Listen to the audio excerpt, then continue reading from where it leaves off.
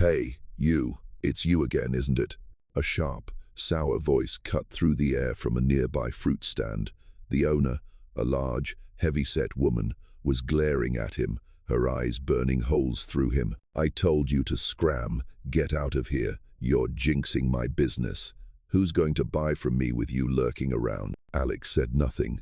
He just quietly clutched his bouquet of flowers and got to his feet. Arguing back would only earn him more insults, maybe even a shove to the ground. He was all too familiar with being shooed away.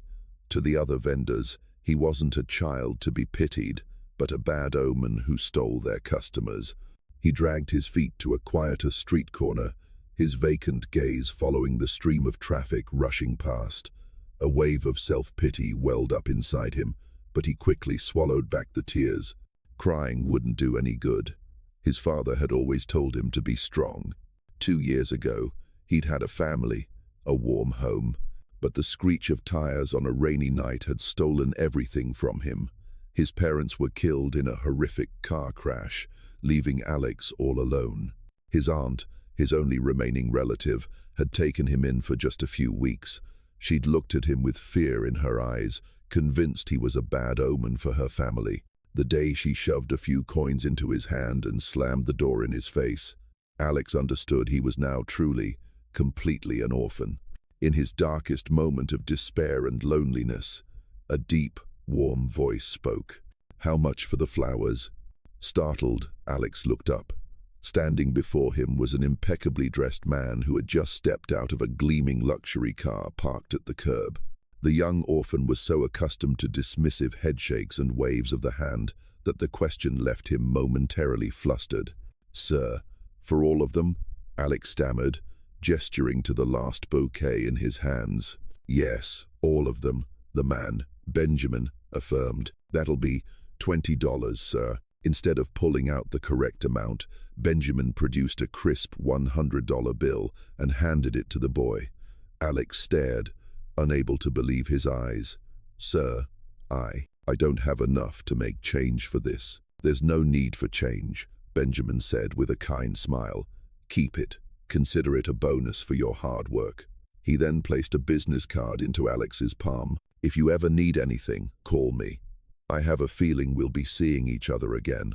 With that, Benjamin gave a slight nod, turned, and walked back to his car without waiting for a reply.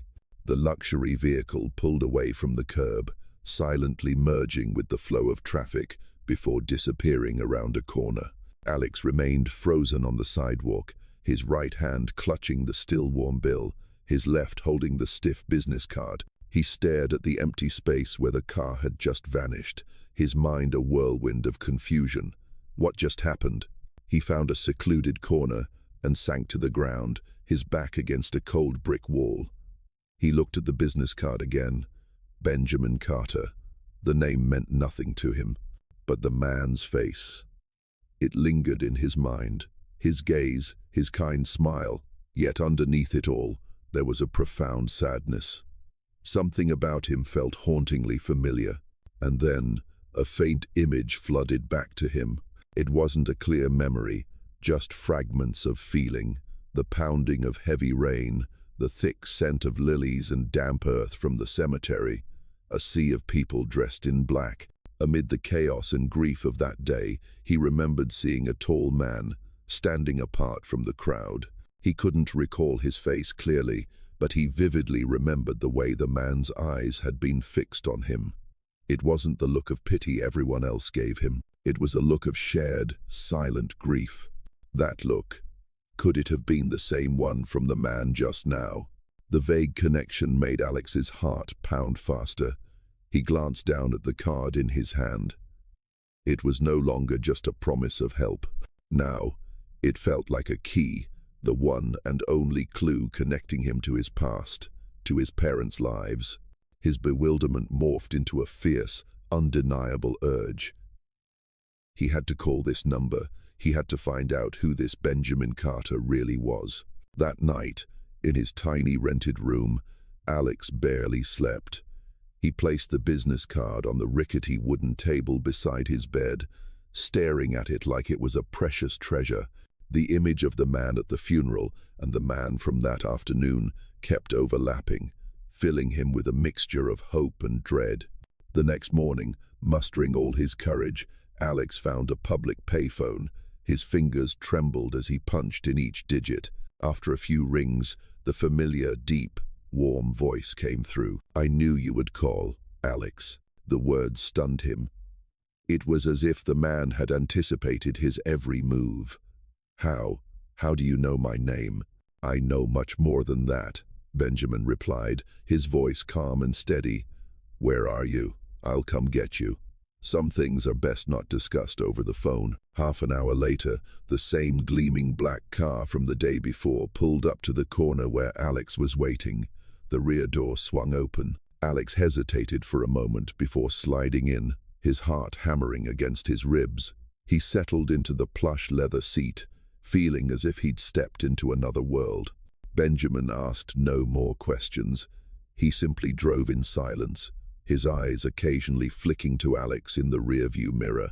The car left the dilapidated neighborhood behind, crossing bustling boulevards before turning onto a tree-lined street that led into a wealthy, secluded residential area. Finally, it stopped before a set of massive, intricately wrought iron gates. The gates opened automatically. Beyond them stood a magnificent mansion, surrounded by a meticulously manicured garden with a grand fountain at its center. The opulence didn't overwhelm him. Instead, it stirred a quiet, bittersweet sorrow. It was a faint echo of his old home, of the comfortable life he had lost. Though not nearly as grand, his house had also had a garden where his mother grew the roses he loved. Benjamin parked the car, having seemingly noticed the shift in Alex's eyes. "It reminds you of home, doesn't it?" Alex was startled by the sudden question.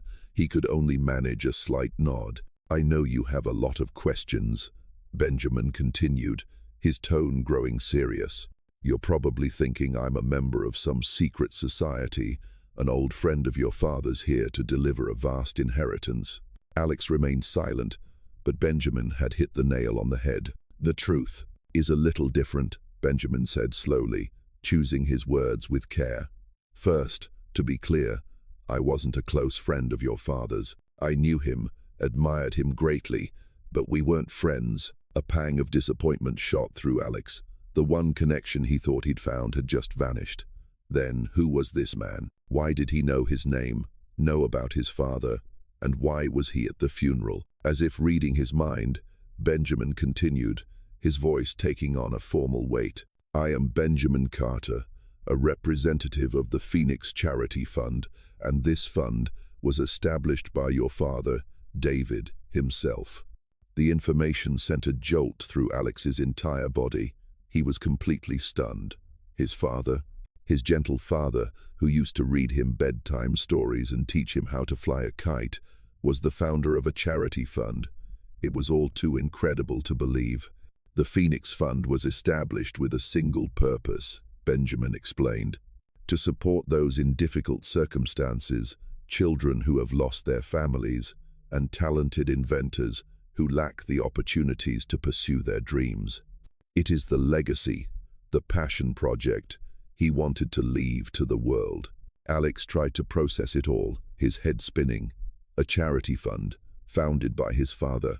But one enormous, painful, and bitter question formed in his mind, and a lump rose in his throat. If my father started that fund," Alex whispered, his voice trembling, "then why?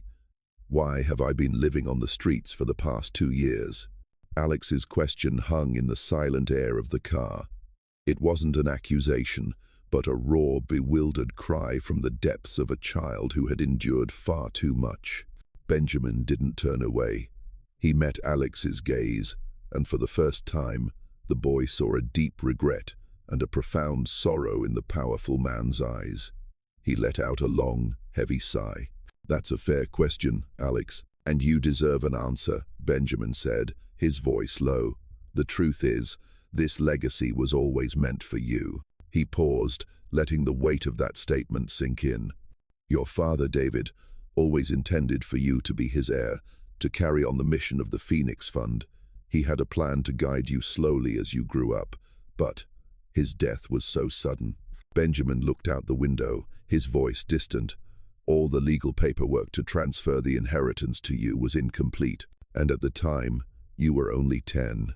Legally, a child cannot run an organization as large and complex as this. If your identity had been revealed too soon, you would have become a target for all sorts of unscrupulous people. Alex was still silent, trying to piece it all together. The explanation sounded logical, but it did little to soothe the pain of 2 years spent on the streets. "Your father gave me a mission," Benjamin said, turning back to look Alex straight in the eye. "Not in writing, but a promise. My mission was to find you and protect you from the shadows. I was always nearby, watching over you, ensuring you were safe, even as you suffered. I had to wait," he continued, the words coming with difficulty. "Wait for the day you were old enough and resilient enough to understand and bear this responsibility.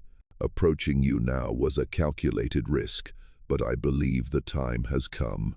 He extended a hand, not as a command, but as an invitation. "I know the past 2 years have been hell for you, Alex. I am sorry I couldn't do more, but you are here now, and it's time for you to learn about your true legacy." Stepping into the mansion, Alex felt like he was walking into a dream. His life had changed in the blink of an eye. The cold sidewalk corner was replaced by a spacious private room with a soft bed and a window overlooking the lush garden. Worn-out clothes gave way to brand new ones. Sporadic, uncertain meals were succeeded by hot food, served readily on a table. Benjamin took meticulous care of him. He didn't pressure him to talk, simply ensuring he had everything he needed. He gave him time to adjust, to let his emotional wounds heal. Alex began to feel safe, a feeling he hadn't known in a long time. But there was something strange he couldn't explain. Occasionally, Benjamin would take him out for walks around the city. As they passed the old street corners where Alex used to sell flowers, he noticed small changes.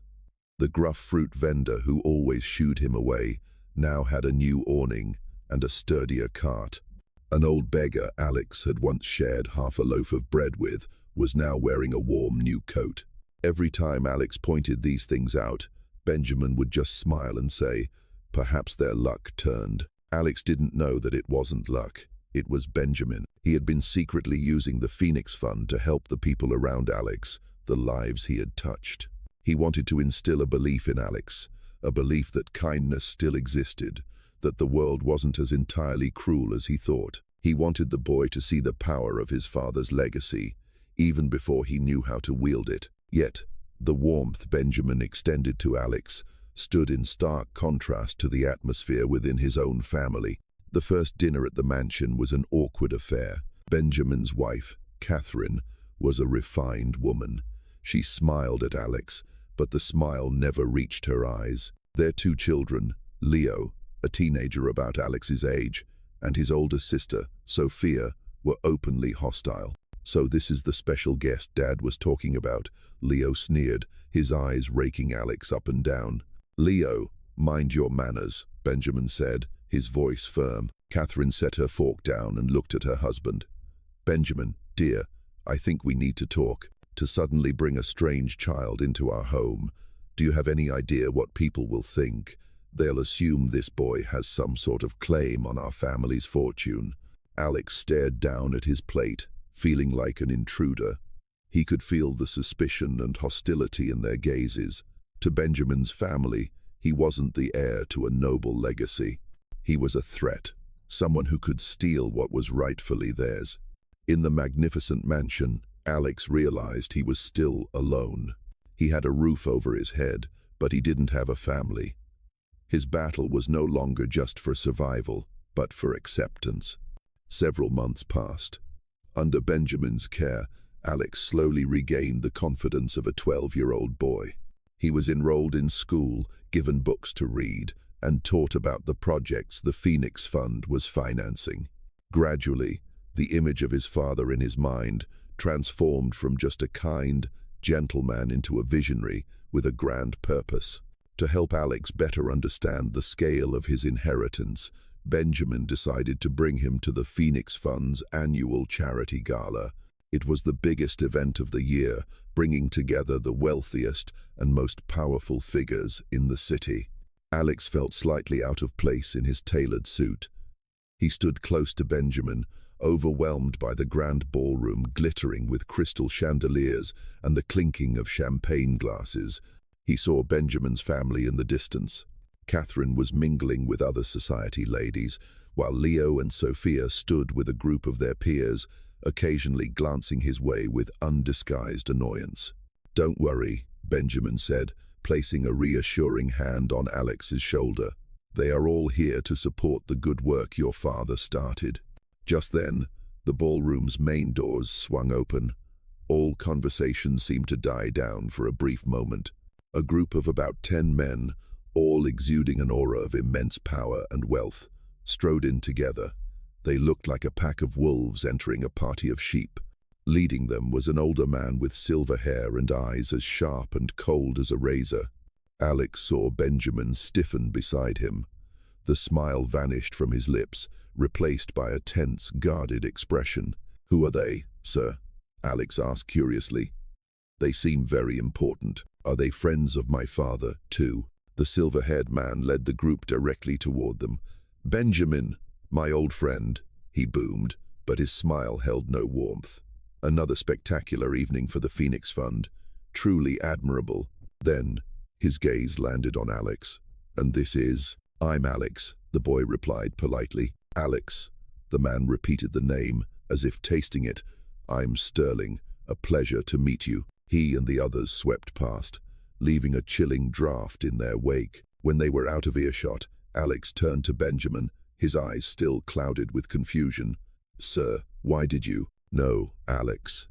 Benjamin cut him off, his voice low and hard, all warmth gone. "They are not friends. They are your father's greatest enemies." Alex froze. "Your father, David, was a man of uncompromising integrity," Benjamin explained quickly. "Years ago, he discovered that these men, these powerful CEOs, were colluding in a series of illegal business practices: financial fraud, environmental pollution, exploitation of workers. Your father gathered the evidence and exposed all of them to the public." Benjamin glared at the group, his eyes blazing. "They lost billions and were nearly ruined because of your father. They hate him to the core. And tonight, their presence here has nothing to do with charity. They're here for revenge." Just as Benjamin predicted, the gala was more than a social event. After a few customary speeches, Sterling, the leader of the 10 CEOs, took the stage. He gripped the microphone, a smile plastered on his face, but his eyes were glacial. "Ladies and gentlemen," Sterling began, his voice booming across the hall. "Tonight, we are here to honor the legacy of an extraordinary man, David, young Alex's father, a brilliant mind." The entire room fell silent, listening intently. A flicker of pride sparked in Alex as he heard his father's name spoken with such reverence, but Sterling's next words were a bucket of ice water on that pride. "But sometimes, the line between genius and recklessness is a fine one," Sterling continued, his tone laced with insinuation. "We, who once collaborated with David, have recently discovered serious irregularities in the Phoenix Fund's accounting. Vast sums of money have been wired to untraceable accounts. Projects reported as successful, in reality, never even existed." A wave of murmurs rippled through the crowd. Benjamin's hand clenched into a fist, his face pale with rage. "He's lying," he hissed under his breath. Sterling held up a sheaf of documents. "Here is the proof. We suspect that the Phoenix Fund, this perfect charitable facade, is nothing more than a front for a massive money laundering scheme. David deceived us all." The blatant slander was a knife straight to Alex's heart. He felt his blood boil. They weren't just attacking an organization. They were trampling on the honor of the father he idolized. The suspicious gazes from the crowd, the whispers that began to rise, all of it bored into him.